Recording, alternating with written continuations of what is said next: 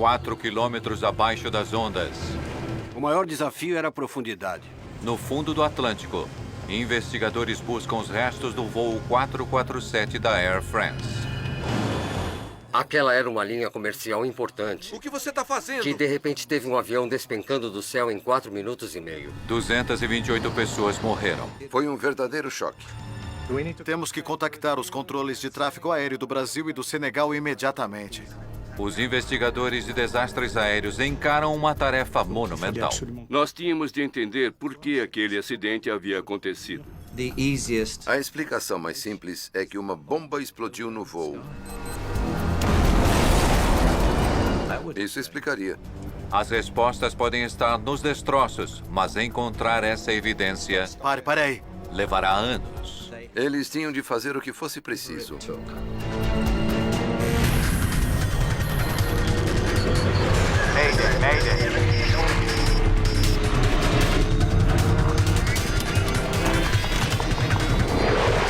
Mayday, desastres aéreos. Esta é uma história real baseada em relatórios oficiais e relatos de testemunhas. Voo 447 Air France. O voo 447 da Air France está cruzando o Oceano Atlântico. 1º de junho de 2009.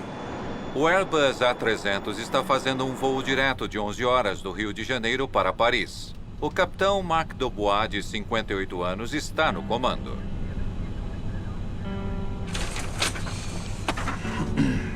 Aqui a nova previsão do tempo. Ele foi piloto por mais da metade de sua vida e agora é um dos capitães mais experientes da Air France. Está difícil ver qualquer coisa nesse avião com essa iluminação. O primeiro oficial, Pierre-Cédric Bonin, tem 32 anos e voava no A330 há cerca de um ano. Estamos chegando em Intol.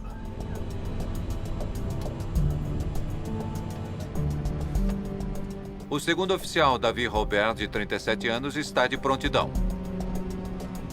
Os 3 pilotos voam em turnos para permanecerem alertas. Há 216 passageiros no voo noturno, incluindo o empresário executivo canadense Brad Clems. Eu falei com meu irmão no domingo de manhã. Nós conversamos sobre as crianças e depois eu falei com ele até a hora dele entrar no avião. Como muitos desses ratos de aeroporto, como eles os chamavam, ele voava o tempo todo, estava muito acostumado. E eu acho que ele talvez até gostasse. Com o piloto automático mantendo o avião firme a 35 mil pés, Air France 447. Air France 447, prossiga. a tripulação se comunicava com o controle de tráfego aéreo brasileiro. Air France 447, entre em contato com o Centro Atlântico. Enquanto voam, um computador de bordo monitora os motores, a hidráulica e outros sistemas. Ele também envia relatórios de progresso para a sede da Air France. A cada 10 minutos, o computador transmite a posição do avião junto com os dados de manutenção.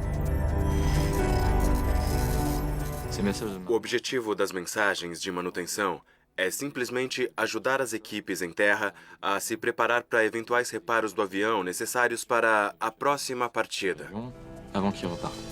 Atlântico, Atlântico. Air France 447 chamando Atlântico. Air France 447, aqui é Atlântico, prossiga. Com 3 horas de voo, o capitão relata ter chegado a uma coordenada de navegação na costa do Brasil. Air France 447, posição Intol. Mantenha o nível de voo 350. É entendido, faremos isso. Então temos outra coisa mais adiante. É, eu já vi.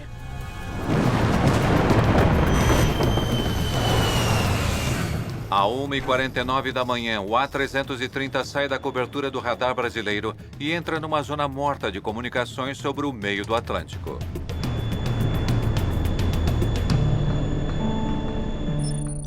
Duas horas depois, o controle de tráfego aéreo do Senegal tenta contactar o voo. Air France 447, aqui é Dakar. Estão copiando? Responda, Air France 447. Ele não consegue contato com a tripulação e alerta a Air France. Dakar para Air France. Alguma notícia do AF447, câmbio? Negativo. Aguarde pelo Air France, por favor. Ninguém sabia da tripulação do voo 447. A única comunicação, 24 mensagens de manutenção transmitidas pela aeronave horas antes.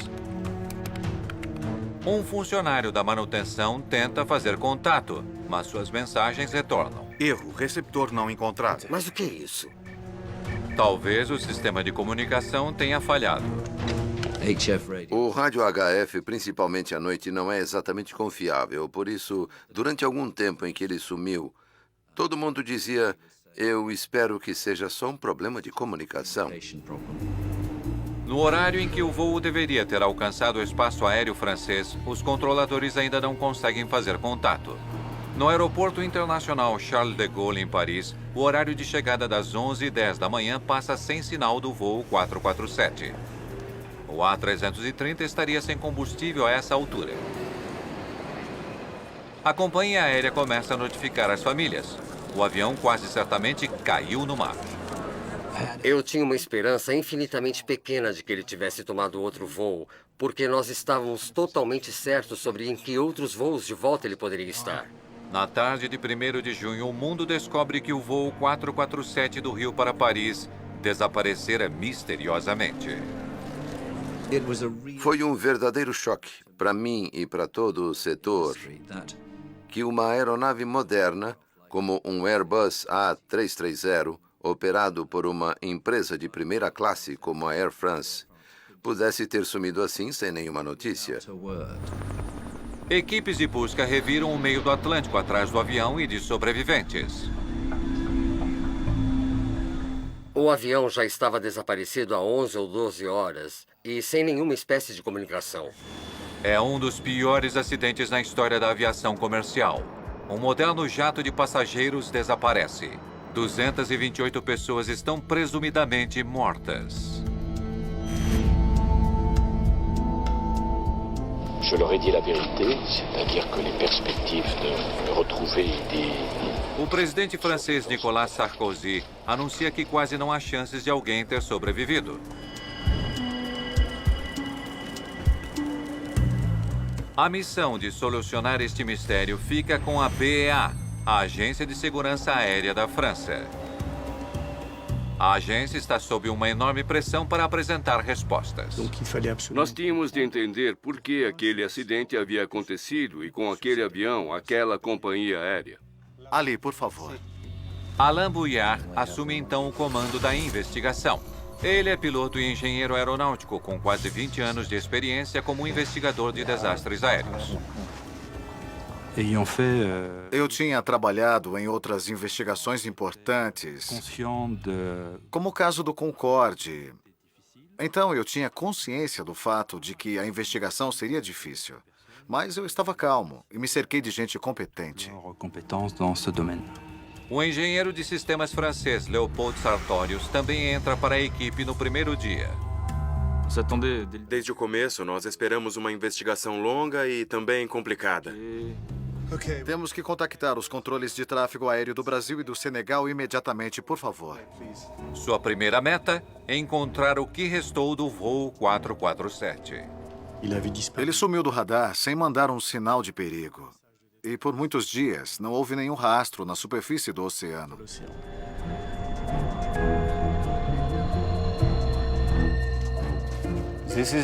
Essa é a última vez que eles informaram sua posição.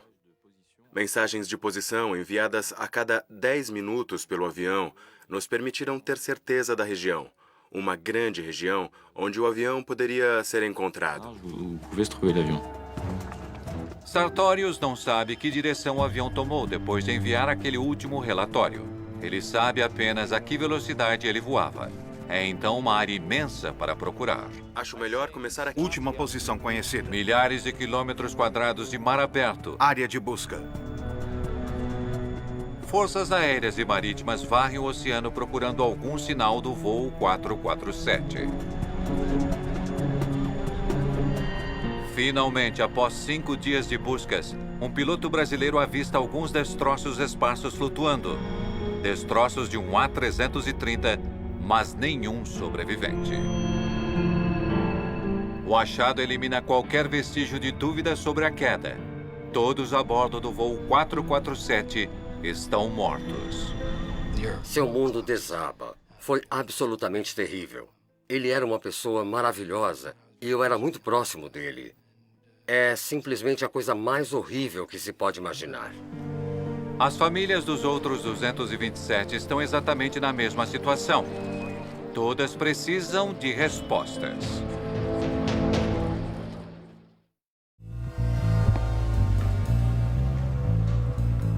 O que faz um Airbus A330 cair de 35 mil pés? Nada. A perda de uma aeronave em cruzeiro é sempre rara. Nós estamos mais acostumados a eventos que acontecem durante o pouso ou a decolagem. Aquele evento, então, levantou muitas perguntas.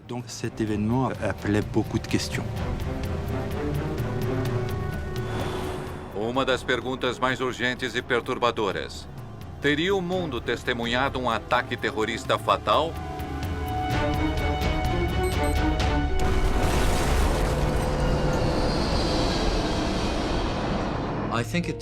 Eu acho que um cenário terrorista era completamente plausível, simplesmente porque trata-se de uma aeronave muito moderna, com um registro de segurança muito bom.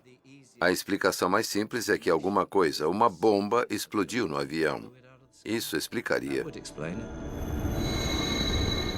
As correntes do Atlântico espalharam os destroços flutuantes da aeronave por mais de 500 quilômetros quadrados de oceano.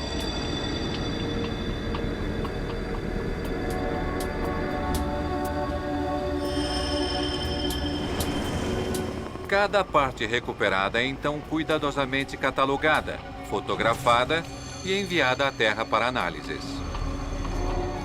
Mas dos destroços perdidos no fundo do mar, o que os investigadores mais precisam são restos que incluem as vitais caixas pretas. Se nós não encontrássemos as caixas pretas, poderíamos nunca entender o que aconteceu. As duas caixas pretas registram detalhes importantes. Air France 447. Air France 447, prossiga. Do que os pilotos dizem e fazem durante o voo. Air France 447, entre em contato com a central do Atlântico. As caixas pretas são tão vitais que são equipadas com um sinalizador para ajudar os investigadores a localizá-las, mesmo sob a água. Mas o tempo está passando e o sinalizador só pode enviar sinal por 30 dias. Além disso, a área central do Atlântico tem 4,5 km de profundidade em alguns lugares, mais fundo que os restos do Titanic.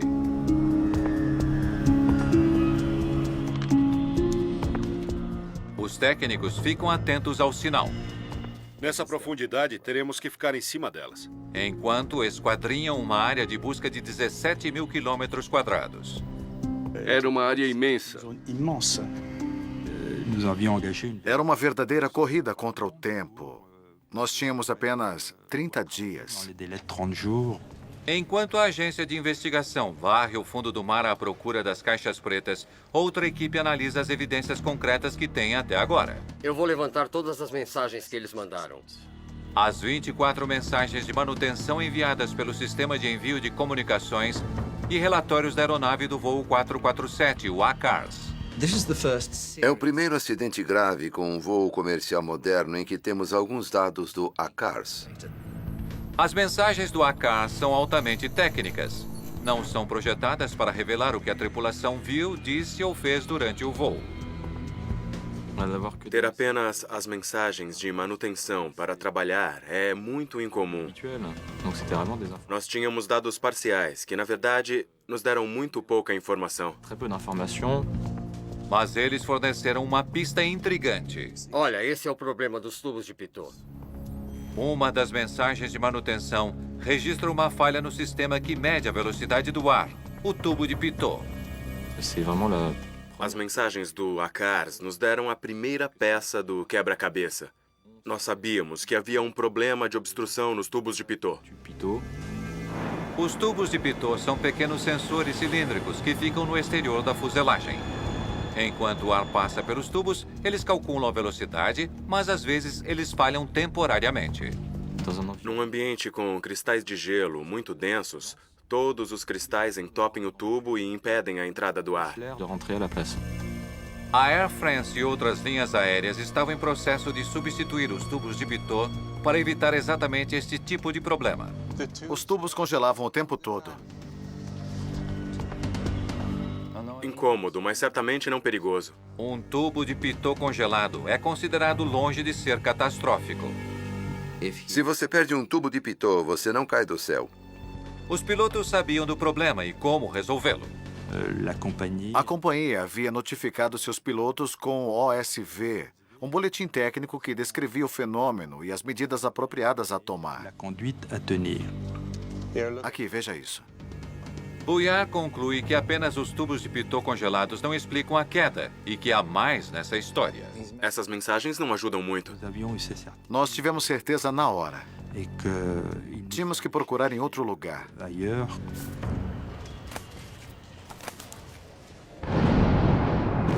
Já que os tubos de Pitot congelados não podiam ser culpados, Bouillard se pergunta se o clima extremo teve alguma influência.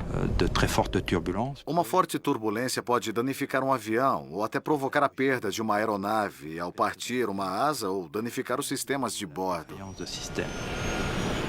Os investigadores consideram a possibilidade do voo 447 ter passado por uma violenta tempestade, forte o bastante para derrubar o avião. A turbulência pode explicar o que causou o acidente. Altitude, senhor, estamos a 33 mil pés. Propulsão máxima. Mesmo naquela altitude, poderia ser impossível os pilotos se recuperarem de um stall provocado por uma violenta tempestade. As forças poderiam partir o avião ao meio. Num avião, o maior perigo de uma turbulência é um dano estrutural, como perder um pedaço da cauda, ou então perder uma asa em casos extremos. E isso levaria à perda da aeronave.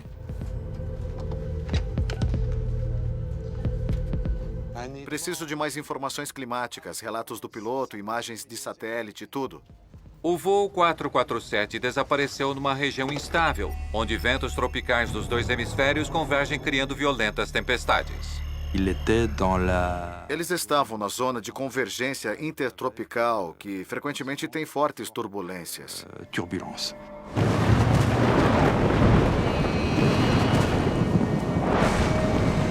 Outros aviões mudaram suas rotas naquela noite para evitar tempestades na área. Mas que tipo de clima o voo 447 encontrou? Quais eram as reais condições? Qual era o verdadeiro ambiente ao redor do avião? Era uma grande dúvida. Além da turbulência, tempestades e raios são outra ameaça à aviação.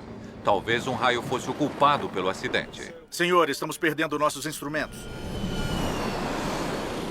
Se por acaso houvesse alguma deficiência no isolamento do avião e os sistemas fossem danificados, nós provavelmente teríamos encontrado um monte de problemas. Teria um raio derrubado o voo 447?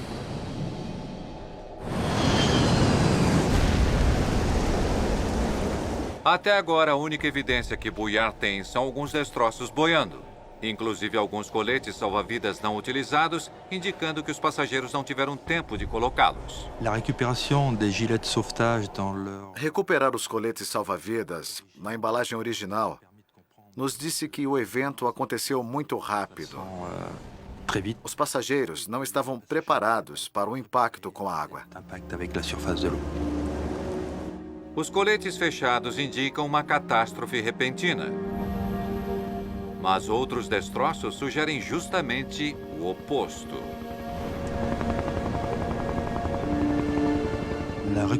A recuperação da cauda foi um elemento muito importante. O padrão de fragmentação pode revelar pistas importantes sobre quando a cauda se partiu. Todas as rupturas eram de natureza estática. Não havia sinais de danos por fadiga. Isso deve ter acontecido quando ele bateu na água. A cauda estava ligada à fuselagem no momento do impacto. Ela não se partiu no ar. Se o A330 bateu intacto na água, ele não foi derrubado por uma bomba, nem por uma turbulência. Os investigadores não estão nem perto de solucionar este mistério.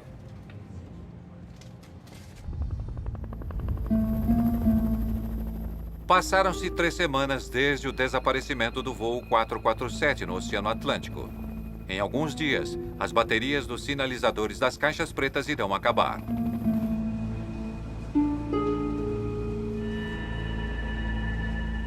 Apenas com destroços flutuantes para estudar, os especialistas se concentram numa seção da cozinha do voo 447.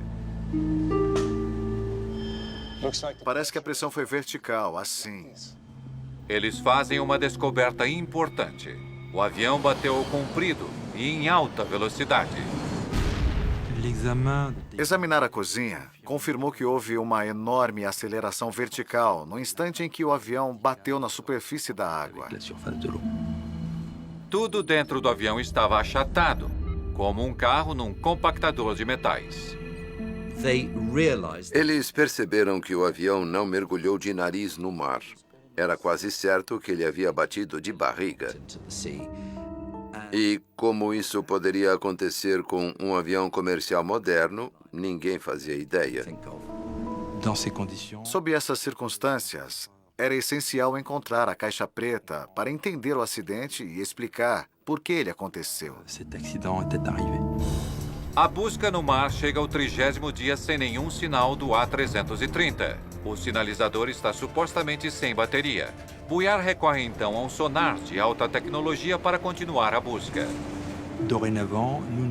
Daquele momento em diante, o sonar era a única forma de detectar metais no fundo do mar e ter alguma chance de encontrar os destroços.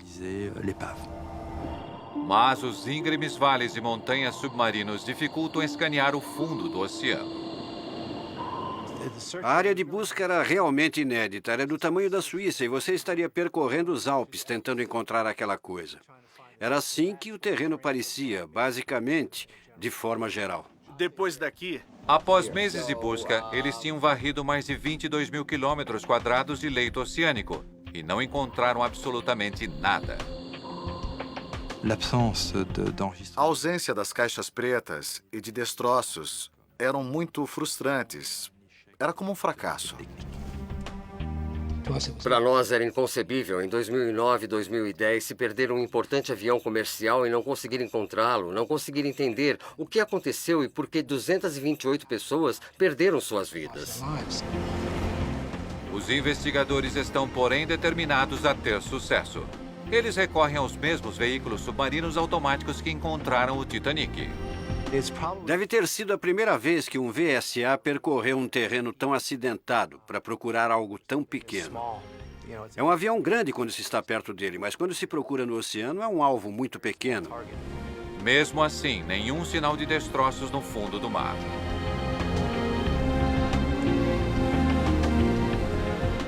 Era como se o avião tivesse simplesmente sumido.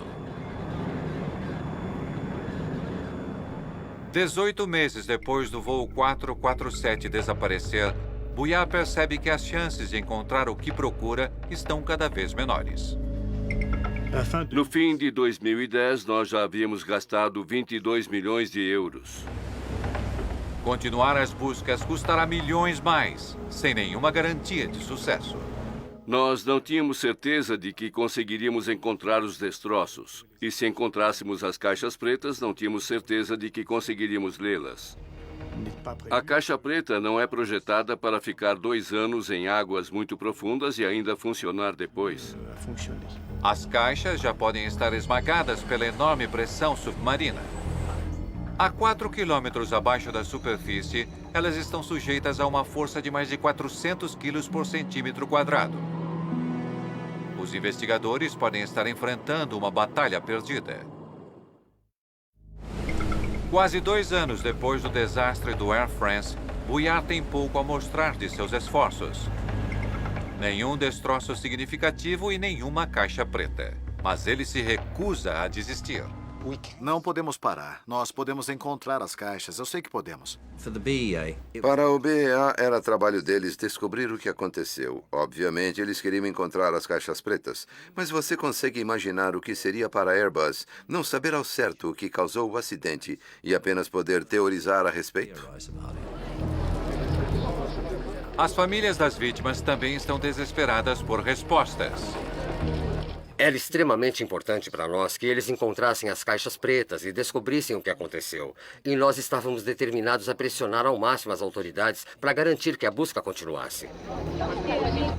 Em 25 de março de 2011, o BEA inicia uma busca final. Novamente, eles lançam um VSAS para varrer o fundo do oceano. Eles se concentram no círculo de 37 quilômetros de diâmetro ao redor da última posição conhecida do avião.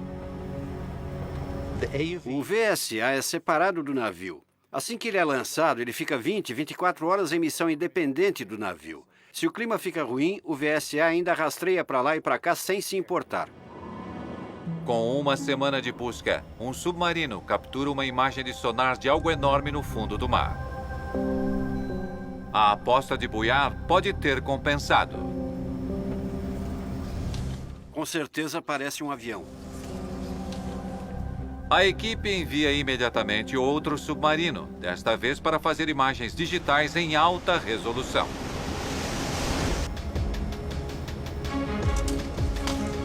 Eu pensei que nunca veria esse dia.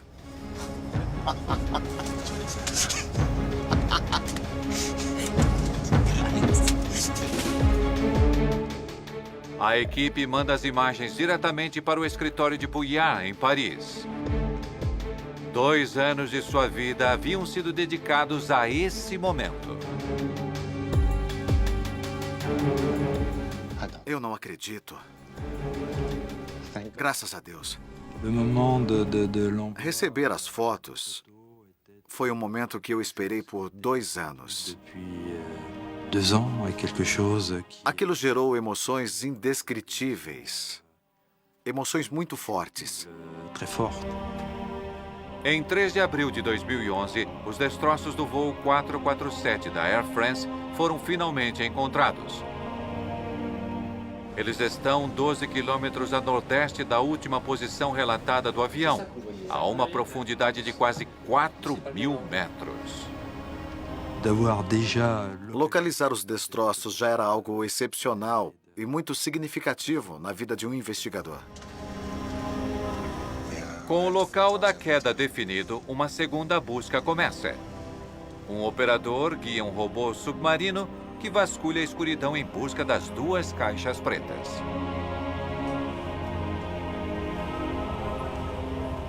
É como um ferro velho. Não há nada além dos destroços do avião por toda parte, coisas empilhadas umas nas outras. Tem a fuselagem, tem motores, tem todo tipo de coisas por toda a parte. Os dias se passam sem nenhum sinal das caixas pretas. Os investigadores sabem que mesmo que encontrem o que procuram, 2 anos sob a água deve ter inutilizado os dispositivos. Não fazíamos ideia se os registros de voo e as gravações de voz na cabine estariam em condições de funcionamento. Então, Bouillard recebe a notícia que estava esperando. Pare ali. Amplie ali.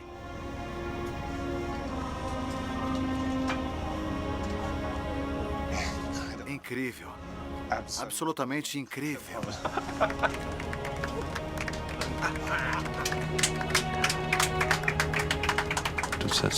São momentos difíceis de descrever. Momentos na sua carreira que você não pode esquecer. Um submarino não tripulado primeiro recupera a caixa preta e depois as gravações de voz da cabine. Assim que chegou ao convés, a polícia recolheu, colocou numa caixa em segurança. Daí todo mundo estava segurando a respiração. E naquele ponto você sabe que está com elas. Realmente é uma enorme sensação.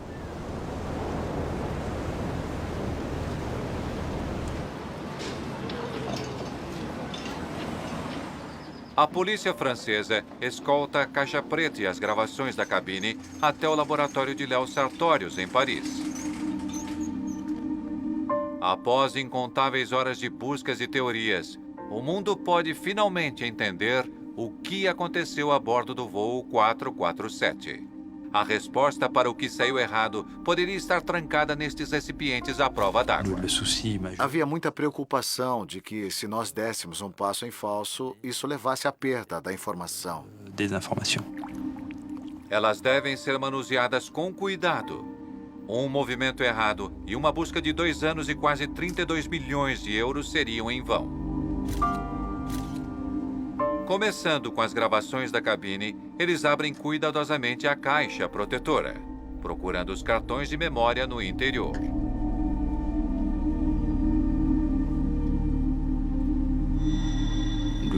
A pior coisa que poderia acontecer seria os cartões de memória estarem quebrados, fisicamente quebrados.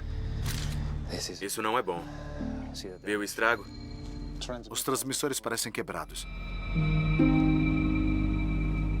Nós rapidamente notamos que havia pequenas partes quebradas. Então, não tínhamos certeza se estava tudo funcionando. Se os técnicos não puderem consertar o aparelho quebrado, pode não haver como saber o que aconteceu na cabine pouco antes da queda, nem quem estava pilotando o avião. Olha o cartão de gravação. Um exame atento da segunda caixa, que registra os dados de voo, traz notícias melhores. Tudo bem, sem problemas. Acho que nós olhamos um para o outro e dissemos: é inacreditável que esteja nessas condições, é incrível. O cartão de memória estava em ótimas condições. Nós conseguimos ler os dados bem rapidamente. Enquanto os técnicos tentam consertar o gravador da cabine, Sartorius organiza cuidadosamente os dados de voo. Eles estavam voando em segurança a 35 mil pés. Os dados revelam que os tubos de pitot de fato congelaram. Os tubos de pitot congelaram aqui. Os tubos congelados geraram leituras instáveis de velocidade, fazendo o piloto automático desligar automaticamente. O piloto automático desliga e o piloto assume o controle do avião. Ele avisa os pilotos bem alto. Pode ter sido meio surpreendente, um certo choque. E isso com certeza foi um choque para aqueles pilotos, e a reação deles a esse aviso foi a chave para tudo mais que se seguiu. A tripulação foi informada de que um tubo de pitot congelado poderia limpar-se em menos de 1 minuto. Os pilotos no avião só ficaram sujeitos à obstrução por cerca de 56 segundos, e depois disso as leituras de velocidade voltaram ao normal. O piloto precisa apenas manter o avião estável e o problema desaparecerá. O avião não sabe que você não sabe a velocidade do ar. Tudo que o avião quer é potência para continuar indo em frente e a mesma atitude para manter o nível de voo. Mas ele não manteve estável. Quem quer que estivesse pilotando levantou o nariz do avião em vez disso. Quando o piloto automático desligou, o piloto no comando mudou a inclinação do avião. Ele subiu mais de 2.500 pés. Se você levantar o nariz de um avião que está subindo, isso reduz a velocidade. Aqui, a velocidade caiu mais de 90 nós em menos de 1 minuto. Isso disparou um aviso de stall aqui. Levantar o nariz de um avião em alta altitude coloca o avião em stall muito rápido. Num stall aerodinâmico, as asas perdem sustentação e o avião despenca do céu. Foi a ação do piloto que levou ao stall. Eles caíram a mais de 12 mil pés por minuto. Inexplicavelmente, o piloto continuou a puxar o manche quando deveria ter abaixado o nariz do avião para ganhar velocidade e sustentação. Quanto mais você levanta o nariz, mais perde sustentação. E foi isso que aconteceu com o Air France 447. Tínhamos um avião praticamente caindo como uma pedra. Apenas as gravações de voz da cabine podem revelar por que os pilotos agiram daquela forma. Em nosso laboratório houve algumas horas de agonia porque não tínhamos certeza de que conseguiríamos ler os dados depois de tanto esforço e de todo aquele dinheiro gasto. Vai tocar? Não sei. Os investigadores estão contra a parede. Eles têm apenas mais uma esperança em sua longa busca para saber o que causou o pior desastre aéreo da história da Air France. Tudo pelo que trabalharam agora depende do conserto de um pequeno dispositivo eletrônico.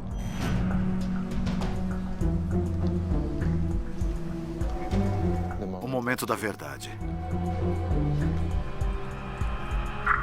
Air France 447. Air France 447, prossiga. Air France 447, entre em contato com a central do Atlântico. Atlântico. 40 minutos antes do acidente, o capitão Dubois está em seu assento. Air France 447, aqui é Atlântico, prossiga. Air France 447, posição Intol. A gravação nos permitiu saber quem estava pilotando o avião, quem estava monitorando os parâmetros. Mantenha nível de voo 350. Entendido. Faremos isso. O primeiro oficial, Pierre-Cédric Bonin, está no assento da direita. Então temos outra coisa adiante. Sim, eu vi. E os dois homens estão indo na direção de uma tempestade. Parece que estamos entrando na nuvem. Normalmente a tripulação tentaria voar sobre uma tempestade. Mas naquela etapa de um voo transatlântico, não é seguro fazer isso. Seria bom se pudéssemos subir agora, não? É. A 35 mil pés, o ar no exterior é muito rarefeito para que o avião pesado com combustível ir mais alto. Os pilotos têm apenas duas opções: voar direto através da tempestade ou tentar contorná-la.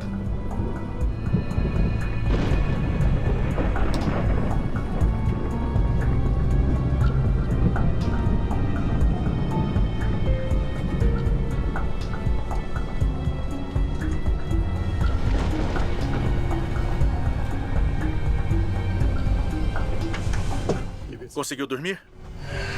Mais ou menos. Muito bem, então eu vou sair daqui. O capitão Dubois faz o seu descanso programado. O primeiro oficial, David Robert, rende o capitão mais experiente. Robert tem quase 4.000 horas de voo a mais no A330 que o outro primeiro oficial na cabine. O primeiro oficial Robert está no assento da esquerda. O primeiro oficial Bonin é o piloto no assento da direita. Os investigadores agora sabem que minutos antes da queda, o capitão saiu da cabine para o seu intervalo. Será que não é melhor um pouco para a esquerda? Mas não está claro qual dos dois outros pilotos está no comando. Como é? Talvez você possa ir um pouco para a esquerda. A forma como eles agiram quando o capitão saiu da cabine não foi como se um deles estivesse com certeza no comando e o outro fosse com certeza o piloto de apoio. A confusão quanto aos papéis torna-se crítica quando o avião atinge uma coluna de cristais de gelo na nuvem. Os cristais de gelo castigam o avião.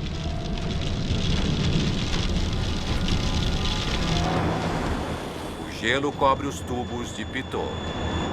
Os cristais de gelo estão enchendo os tubos de pitot. A leitura de velocidade não é mais válida. De repente, os pilotos não têm certeza da velocidade em que estão voando. Isso foi o piloto automático desligando. Eu estou no controle. O que foi isso? Avisos de stall começam a disparar na cabine quando Bonin levanta o nariz. Finalmente, os investigadores sabem qual dos pilotos colocou o avião em stall. O primeiro oficial Bonin estava puxando o manche, colocando o avião em stall. Incrivelmente, nenhum dos pilotos consegue saber por que o alerta está soando. O oficial Robert não entende o que está acontecendo. Ele vê o avião subindo e a velocidade caindo. E diz, cuidado com a velocidade. Nós perdemos a velocidade. Os pilotos precisam abaixar o nariz do avião para ganhar velocidade. Mas Bonin inexplicavelmente está puxando o manche, levantando o nariz. Tudo bem, tudo bem. Vou voltar a abaixar. De acordo com os três, você está levantando, então abaixe. Os pilotos lutam para recuperar o controle de seu avião. Mas eles parecem totalmente paralisados por sua própria confusão. Eles estão fazendo tudo errado. Deveria ser óbvio o que fazer.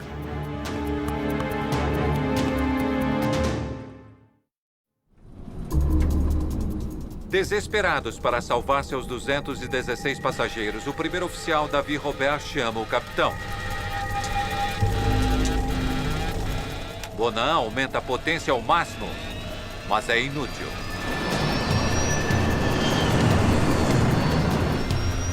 Entende o que está acontecendo? Estou perdendo todo o controle do avião. Quando eles chegam aqui, estão caindo a mais de 6.200 pés por minuto. Então, eles têm ainda cerca de 2 minutos para entender o que está acontecendo. O primeiro oficial Robert decide assumir o controle. Controles para a esquerda. Ele tenta abaixar o nariz do avião, um passo-chave para se recuperar de um stall. Mas, incrivelmente, Bonan ainda está puxando seu manche para trás. Eles podem usar seus manches ao mesmo tempo. Se forem em sentidos contrários, eles têm a tendência de se anular. O fato dos 2 pilotos estarem dando comandos diferentes e às vezes opostos para os controles foi surpreendente. Eles não estavam coordenando seus pensamentos ou suas ações. 90 segundos depois da crise começar, o capitão volta. O que estão fazendo? Perdemos o controle da aeronave. Não estamos entendendo nada. Já tentamos de tudo. Como não acreditavam na situação em que estavam, eles simplesmente voltaram ao instinto básico, que é: quero subir, quero parar de cair. Vamos levantar o nariz. Dubois percorre os instrumentos tentando ver o que está errado. O que você acha? O que quer fazer? Eu não sei, está caindo. O capitão não tem tempo suficiente para avaliar a situação. Estamos a 9.000 pés. Sobe, sobe, sobe, sobe. Mas eu fiquei com o nariz no máximo por um tempo. Finalmente, Dubois entende.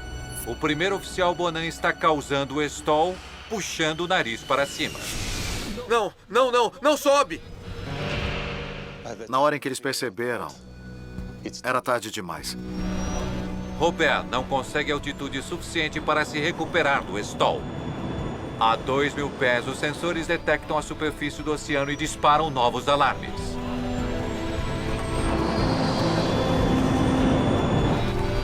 Nós vamos cair. Não pode ser verdade. Dubois, o que está acontecendo? A aeronave bate na água a quase 200 km por hora.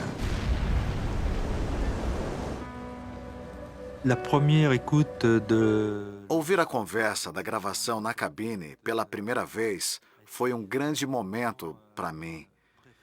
Aquilo nos deixou sem fala.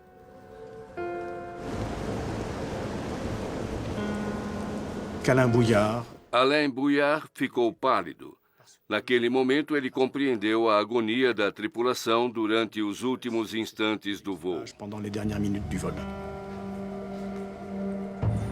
No verão de 2011, equipes de resgate recuperam 104 corpos dos destroços submersos do voo 447, inclusive o de Brad Clems.